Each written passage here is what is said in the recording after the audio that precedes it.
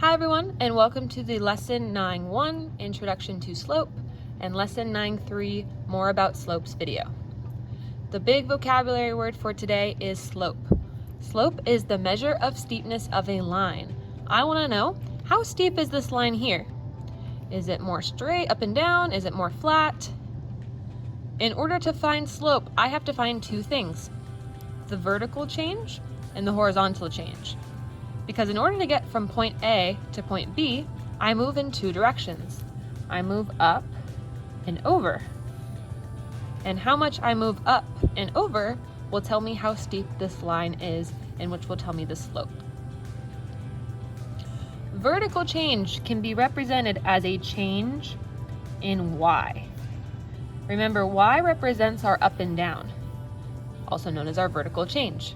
So if you look, A started at -1 on the y-axis, but then went up to 2 on the y-axis. That was a vertical change of 3. Horizontal change can be represented as a change in x, because we know that our x-axis is responsible for left and right. So if you notice, A was at -4 on the x-axis, and then went to B, which is at 0 on the x-axis.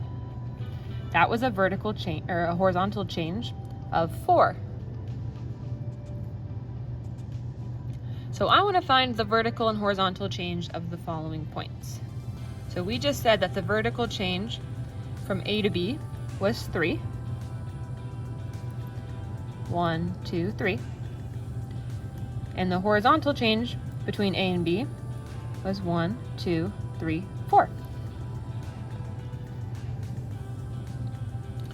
Between A and C, I need to make a new line that goes all the way up to C and all the way over. I went a little bit too far. So from A all the way up to C, I count 1, 2, 3, 4, 5, 6 for my vertical change from A to C. And the horizontal change, I'll count 1, 2, 3, 4, 5, 6, 7, 8. So to go from A to C, I go up 6 and over 8. The last one is point C to D. So I count 1, 2, 3 for the vertical change, and over 1, 2, 3, 4 for the horizontal change. So both are important for counting slope. To write this out as slope,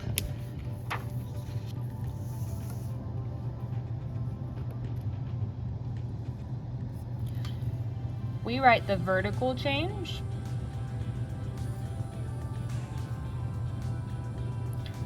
over the horizontal change.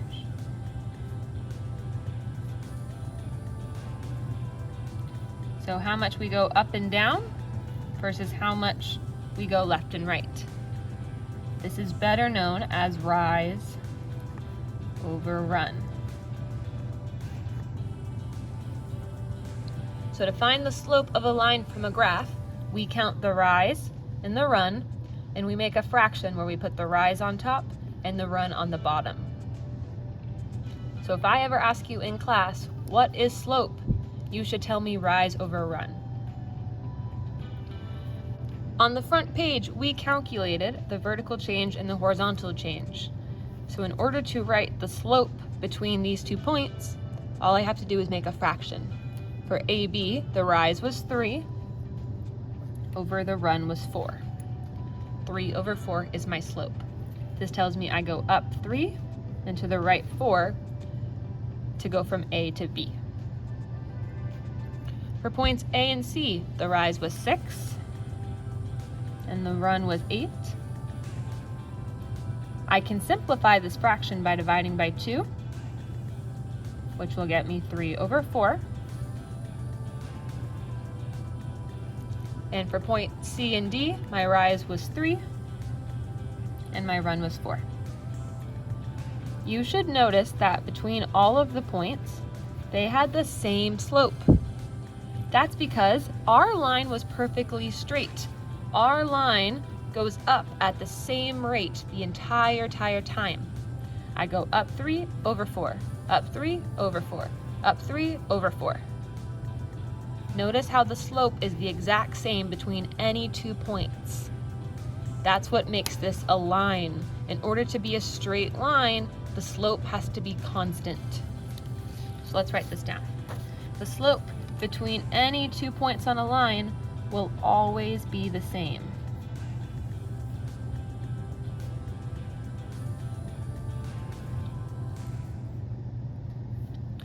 So if I ask you to find the slope of a line, you can pick any 2 points because the slope between any 2 points on a line will always be the same no matter which points you choose. Let's practice this. Looking at number 1, I need to pick 2 points to find rise and run.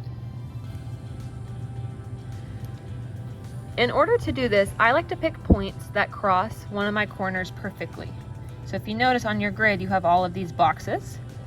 You need a point where the line crosses one of the corners of the box. I see this point right here crosses perfectly, and this point right here crosses perfectly. I then connect my 2 points and count the rise over the run. So my rise is 1, 2, 3. And my run is 1, 2, 3, 4, 5, 6, 7. If I write rise over run, that means the slope will be 3 over 7. Will you pause the video and try to find the slope of this line right here? Find 2 points and count rise over run.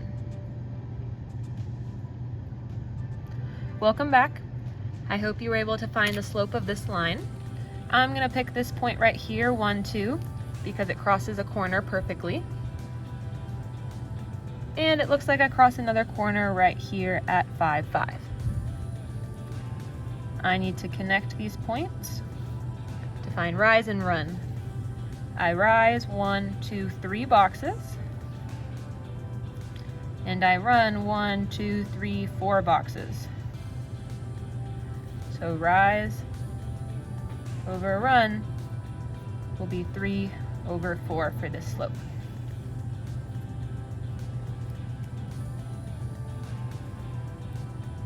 Hopefully you got that.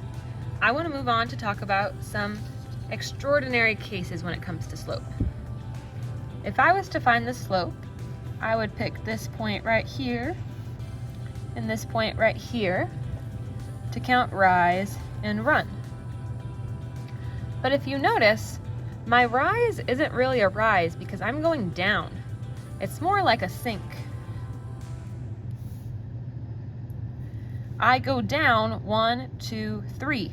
So I'm going to say that that's -3 if I'm going down.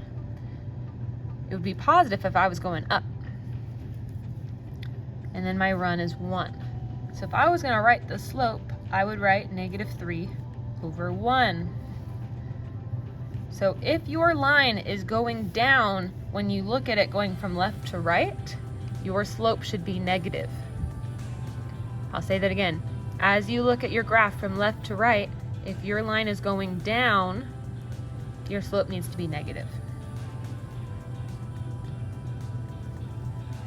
Looking at number 2.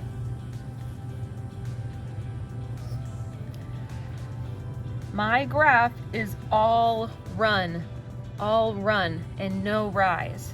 If I was going to write rise over run, my rise would be 0 over some number. 0 divided by anything is always 0. And if you think about it, this line is not steep at all. It has 0 steepness.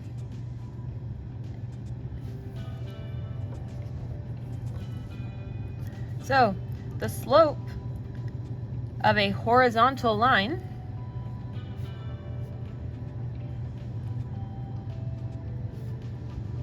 will always be 0 because it has no steepness whatsoever.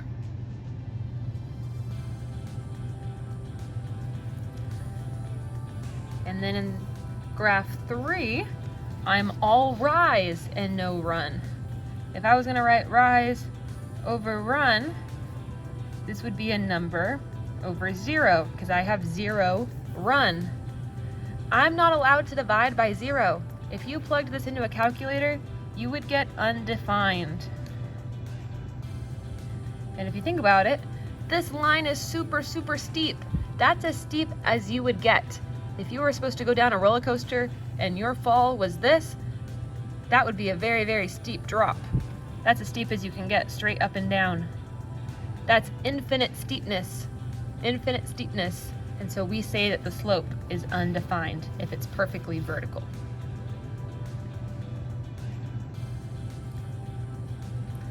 All right, the last thing we are going to talk about is how to find the slope between 2 points.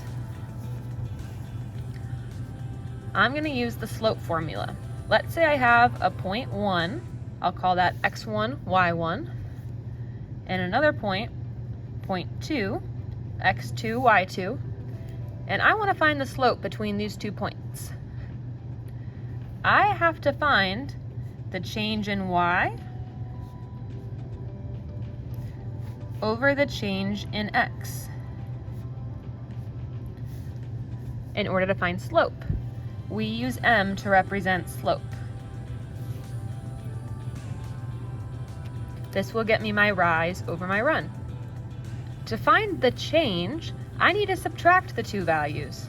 So I would say that 0.2 for my y minus 0.1 for my y will help me find my change in the y values. And then similarly, for change in x, I would subtract the 2 x values. This is my slope formula. So if you notice the 2 problems down here, I'm going to use my slope formula to find the slope between these 2 points without a graph. In order to do this, I want to label point 1 and point 2. I will say that this is point 1, so this will be my x1 and y1. Remember, every point has an x and a y, and x always goes first. So if this is point 2, this will be x2, y2. Plugging these values in, I start with y2, which is -6, and I subtract y1, which is 9. Then I take x2, which is -8, and I subtract x1, which is 4. And then I just solve straight across. -6 minus 9 is -15, and -8 minus 4 is -12. If you notice, the top and the bottom are both negative. When that happens, you can cancel them out, leaving me with 15 over 12, positive. I also can simplify this because both 15 and 12 can be divided by 3. 15 divided by 3 is 5, and 12 divided by 3 is 4. So the slope between those 2 points is 5 over 4. Will you pause the video and try to find the slope between these 2 points? I'll even label them for you. x1, y1, x2, y2. Will you pause the video and try to find the slope between those 2 points? Welcome back. Hopefully you tried to find the slope. Let me show you how you plug these in. I start with y2 minus y1. y2 is -10, minus y1 is -3. I have to be careful because I'm supposed to use a subtraction, but my y1 is negative, which means I need 2 minus signs. Then I'll take x2, which is 9, and I will subtract x1, which is -5. Once again, I have two minus signs. When I have two minus signs right next to each other, this turns to a plus, and this turns to a plus. And then I'll have -10 plus 3, which is -7, and 9 plus 5, which is 14. This can be simplified because both 7 and 14 can be divided by 7. And I will be left with -1/2.